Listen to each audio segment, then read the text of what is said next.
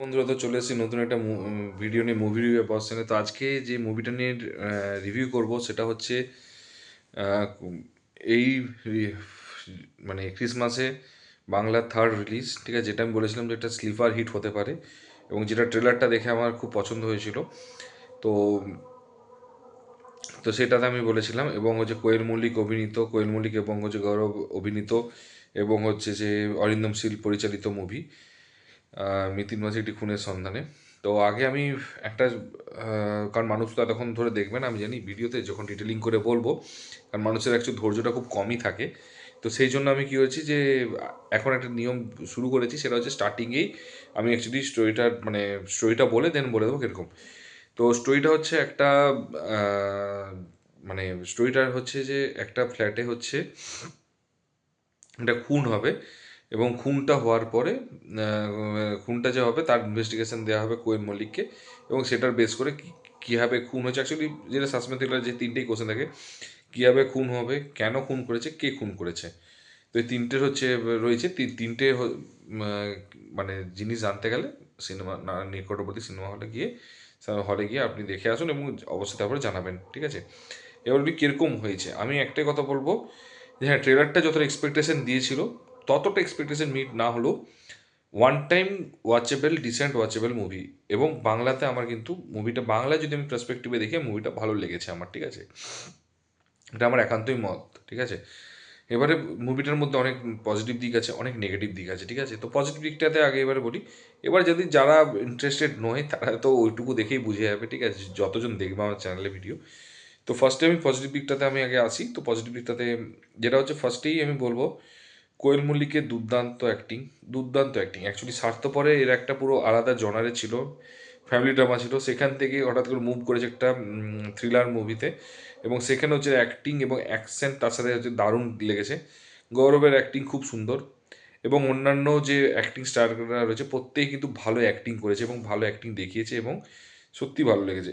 এরপর সেকেন্ড যেটা হচ্ছে এর বিজিএম, আমি বরাবর ট্রেলারে বলেছিলাম যে বিজিএমটা কিন্তু দারুণ লেগেছে, এবং সত্যি কথা বিজিএমটা শুনতে ভালো লাগছে, এবং একটা যে মানে থ্রিলার মুভিতে আরও টান টান করে দিচ্ছে এই বিজিএমটার জন্য, এবং এই বিজিএমের পিছনে কিন্তু সত্যি কথা বলতে ভালো খরচা করেছে, ঠিক আছে। এবং আমার মনে হচ্ছে খুব সুন্দর বিজিএম, এবং হয়তো মানে বাংলাতে যদি থ্রিলার, সাসপেন্স থ্রিলার যে মুভিতে বা ক্রাইম মানে মার্ডার মিস্ট্রি থ্রিলারে হয়তো one of the best music লেগেছে আমার এখনো পর্যন্ত, ঠিক আছে, এই জনারের মধ্যে। তিন নাম্বারটা হচ্ছে এটা অনেক গ্র্যান্ড স্কেলে বানিয়েছে, অনেক বড় স্কেলে এটা মুভিটা, এবং অনেকটা ভালো লেগেছে এবং খুব সুন্দর লেগেছে আমার যেটাকে মনে হয়েছে। এবং গ্র্যান্ড স্কেলের মুভিটা এই জন্য আমার খুবই পছন্দ মতো, মানে খুব ভালো লেগেছে, ইন্টারেস্টিং লেগেছে। তো এই গেল হচ্ছে, এটা গেল। এরপরে হচ্ছে স্টোরিটা হচ্ছে সত্যি কথা সিম্পল, সাদামাটা, বাট স্টোরিটা হচ্ছে ভালো, মানে ভালো লাগবে, ঠিক আছে। এরপর নেগেটিভ দিকটাতে আসা যাক, ঠিক আছে, কারণ তারপরে ডিটেলিং আরও যেটা করবো সেটা বলবো অবশ্যই। তো এবারে নেগেটিভ দিকে আসা যাক। নেগেটিভ দিকটা যেটা আমার সবচেয়ে বেশি খারাপ লেগেছে সেটা হচ্ছে ডিরেকশন। এটা ডিরেকশনটা সত্যি কথা বলতে খুবই বাজে লেগেছে, ঠিক আছে। অরিন্দম শীলের মানে one of the weakest direction করা মুভি আমার মনে ঠিক আছে, পরিচালিত মুভি। তো যেটা আমার সত্যি কথা একদমই ভালো লাগেনি, এই জন্যই আমার অরিন্দম শীল এটা কিন্তু আরও একটু টান টান উত্তেজনা কিন্তু দিতে পারতো, বাট অরিন্দম শীলের হচ্ছে সত্যি কথা বলতে এত এক্সপিরিয়েন্স একটা ডিরেক্টর হয়ে সে টান টান উত্তেজনা দিতে ব্যর্থ, একদম খাতা কলমে নয়, একদম ওপেনলি বলছি ব্যর্থ। অরিন্দম শীল কিন্তু এই জায়গাতে ব্যর্থ হয়েছে। এরপরে হচ্ছে অরিন্দম শীলের এটা হওয়ার পর, এবং সেকেন্ড যেটা হচ্ছে খুবই প্রেডিক্টেবল মুভি, খুবই অ্যাকচুয়ালি থ্রিলার এখন এতই বেরিয়ে গেছে, এত এত বেশি হয়ে গেছে যে প্রত্যেকটা, বললাম না যে প্রত্যেকটা মাসে নাই নাই করে হলেও হচ্ছে 6টা ওটিটিতে বেরাবে, এবং এবং হচ্ছে মানে হলে বেরোবে 3টে, এবং সব ল্যাঙ্গুয়েজ মাসে মোটামুটি 10টা হচ্ছে suspense thriller, murder mystery thriller বেরোবেই পাক্কা, মিনিমামটা বলছি, ম্যাক্সিমাম তো অনেক হতে পারে, মিনিমাম এটা। তো সেই অনুযায়ী আমি বলবো যে আমার সত্যি কথা বলতে কি মানে প্রচণ্ড প্রেডিক্টেবল। যদি কেউ actually suspense thriller, murder mystery thriller দেখে থাকে, তাহলে কিন্তু তাদের ক্ষেত্রে কিন্তু খুব একটা বিশাল ভালো লাগবে না, খারাপও লাগবে না, ফ্যামিলির সাথে ভালো লাগবে, বাট বিশাল কিছু আহ, বিশাল হাইফাই লেভেলে লাগবে না, ঠিক আছে। এটা গেল। এরপরে হচ্ছে মানে কি সত্যি কথা বলতে কি মানে যে সাসপেন্স, মানে যেটা একটু, যেটা আমি নেক্সট যেটা আমি বলতে চাই, যেটা সাসপেন্স থ্রিলারটা তো নেই, ঠিক আছে, বাট ক্লাইম্যাক্সে অ্যাকচুয়ালি যেটা সবাইকে ডেকে এনে যে ক্লাইম্যাক্সটা যখন বলবে, এক্সপ্লেন করবে, সেই ক্লাইম্যাক্সটাও কিন্তু আপ টু দ্য মার্ক হয়নি। জাস্ট লাইক আমি বললাম ফেলুদা তো যেটা দেখা গিয়েছে, যেটা প্রবলেম দেখা দিয়েছে, এইখানেও কিন্তু হচ্ছে সেই রকমই কিন্তু লেভেলের লেগেছে। ক্লাইম্যাক্সটা কিন্তু আরও বেটার, মিউজিক কিন্তু ফেলুদাতে মিউজিক বাজেছিল, কিন্তু মিউজিকটা কিন্তু অনেকটা এনহ্যান্স করেছে, কিন্তু সেই লেভেলে এনহ্যান্স করতে পারেনি, সেই লেভেলে এনহ্যান্স করতে ব্যর্থ হয়েছে। তো যেটা আমার প্রবলেমটা দেখা দিয়েছে, যেটাতে আমার মেন ইস্যু হয়েছে, আমার আমার চোখে দিয়ে কেউ বলে থাকে তো এটা আমার ইস্যু। তো আমার মনে হয়েছে যে ওটা যদি হতো আরও বেটার হতো, ঠিক আছে, যে আরেকটু যদি অরিন্দম সিং যদি একটা ডিটেলিং করতো তাহলে বেটার হতো। এরপরে হচ্ছে ডিটেলিংয়ে করাটা, অরিন্দম সিং প্রত্যেকটা ক্যারেক্টারকে এনেছে, ঠিক আছে, ওপেনিং করার পর তাদেরকে কোনো ডিটেলিং, কাউকে কোনো রকম ডিটেলিং করেনি, যেটা হচ্ছে প্রজাপতি টুতে ক্লোজার দিতে পারেনি এক দুটো ক্যারেক্টারকে, কিন্তু এই ক্ষেত্রে কিন্তু কোনো রকম ডিটেলিং করতে পারেনি, ইভেন ক্লোজারটাও খুব একটা ঠিকঠাকভাবে ভালো করে কিন্তু ক্লোজার দিতে পারেনি। মানে হচ্ছে একটা ব্যাপার এরকম, ঠিক আছে, তার পিছনে কি আছে না আছে ব্যাকগ্রাউন্ড কিচ্ছু নেই, জাস্ট ওপেন একটা দেখিয়ে দিয়েছে, যেটা আমার প্রবলেম লেগেছে। এরপরে এই ইন্টারভেল সিনও সেম জিনিস হচ্ছে, যেরকম ক্লাইম্যাক্সে করেছে, ইন্টারভেল সিনও যে বিশাল কিছু একটা রয়েছে। হ্যাঁ, যারা হয়তো মানে বাংলা সিনেমা পুরো ফলো করে তাদের জন্য কিন্তু এই থ্রিলার মুভিটা ভালো লাগবে, এবং এদের ক্ষেত্রে ইন্টারভেল এবং ক্লাইম্যাক্স দুটোই ভালো লাগবে। কিন্তু কেউ যদি প্রপারভাবে ফেলুদা বা ব্যোমকেশ দেখে থাকে, তাদের ক্ষেত্রে কিন্তু এইটা কিন্তু ততটা ভালো লাগবে না। তা আমি একদম বলে দিচ্ছি, যারা প্রচণ্ড থ্রিলার দেখে তাদের ক্ষেত্রে কিন্তু একদমই ভালো লাগবে না, যারা কম থ্রিলার দেখে তাদের জন্য এটা ভালো লাগবে। বাট ক্লাইম্যাক্স আমার যেটা মনে হচ্ছে যে ইন্টারভ্যালও যেটা একটা একটু দিতে পারতো বেটার, কিন্তু সেটাও করতে পারেনি, ঠিক আছে। এরপরে একটা চেজের ব্যাপার আছে, যেটা হচ্ছে সবরও করেছে, অ্যাকচুয়ালি অরিন্দম সুরের একটা বিখ্যাত সিগনেচার রয়েছে। তো চেজ করাটা কিন্তু কেন করছে, কিসের জন্য করছে, সত্যি কথা বলতে কোনো ভ্যালু নেই।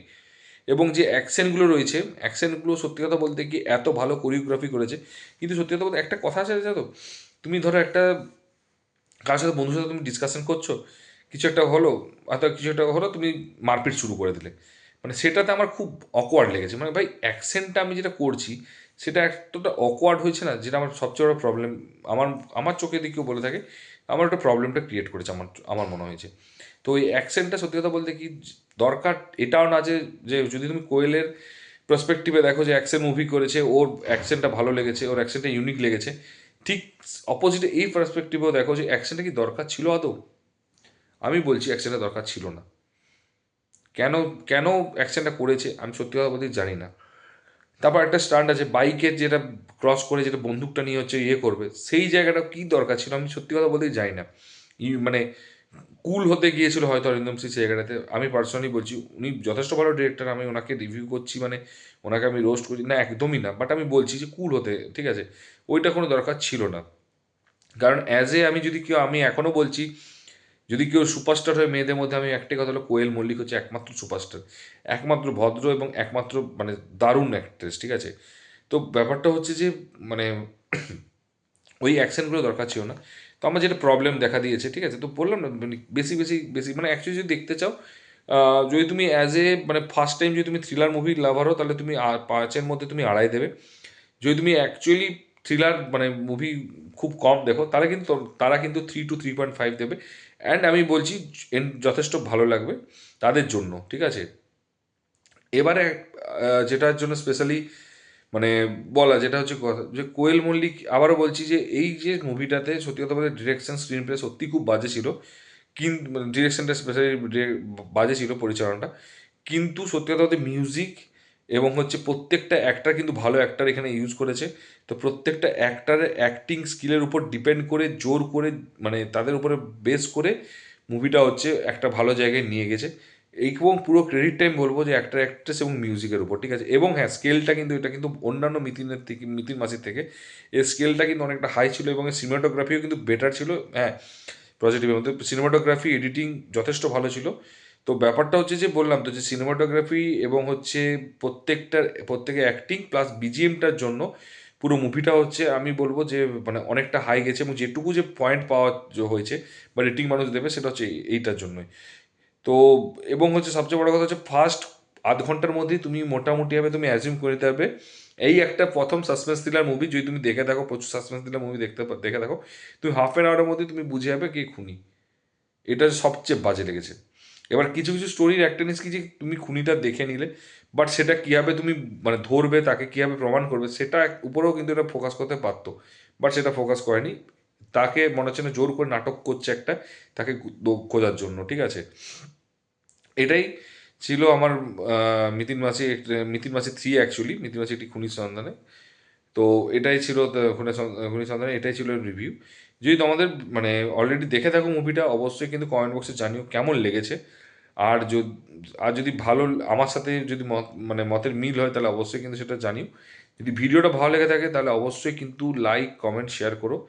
এবং হচ্ছে যদি মানে চ্যানেলটা নতুন হয়, তো ডেফিনেটলি নতুন, তো যদি নতুন, তোমার কাছে নতুন, তো এইটুকুই বলে চ্যানেলটা সাবস্ক্রাইব করো এবং বন্ধুদের কাছে শেয়ার করে বলো যে চ্যানেল সাবস্ক্রাইব করতে, তাহলে অন্তত সাপোর্ট হয়। আর দেখা হচ্ছে পরের ভিডিওতে। ভালো থেকো, take care, tata, bye by.